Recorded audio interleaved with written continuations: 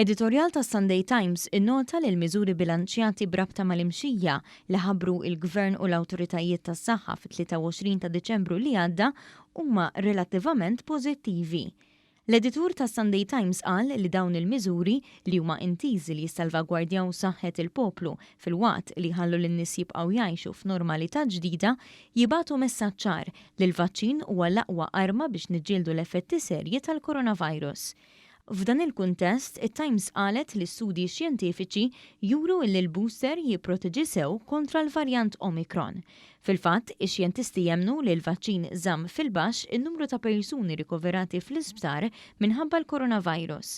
L-editur semma kif il-miżura l-ġdida li mis-17 ta' Jannar jidħol l-obbligu ta' ċertifikat tal-vaċċin biex tidħol f'ċertu stabilimenti pa' ristoranti, il-bars u swali ta' ċinema tista' tidher li hija miżura qiebsa iżda qed ngħixu żminijiet ta' sfida.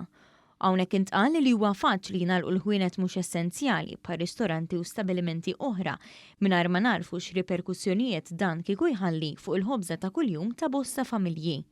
Hawnhekk issemma kif il-Gvern u sussidja l-ħruġ tal-pagi bħal Covid Wage Supplement biex salva tant negozji, iżda ma nistgħux nibqgħu nippretendu li l-Gvern joħroġ kull sol tal-dejjem.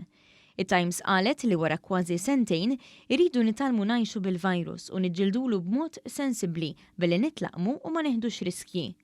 L-editorjal ta' Sunday Times fil-ħarġa tal-ħadd kompla ma dak li nkiteb mill-editur tal-Malta Today f'nofs il-ġimgħa, fejn ġie notat li spjega realistika wara l-fatt ta' numru baxx ta' persuni rikoverati fl-isptarijiet meta mqabbel ma' sena ilu u għall-programm ta' tilqim b'saħħtu li kellna f'pajjiżna. L-editur tal-Malta Today fakkar li l-vaċċin qatt ma kellu lan li jwaqqaf milli wieħed jinfetta ruħu bil-virus, iżda ta' bilħaq qed inaqqas l-effetti severi tal-virus. L-istess editorjal li rikonoxxa ħsibijiet ta' nies li jsiru xettiċi fuq it-teħid tal-vaċċin wara li ħadu l-ewwel dożi u issa qed iġibuha bitqila biex jieħdu l-booster.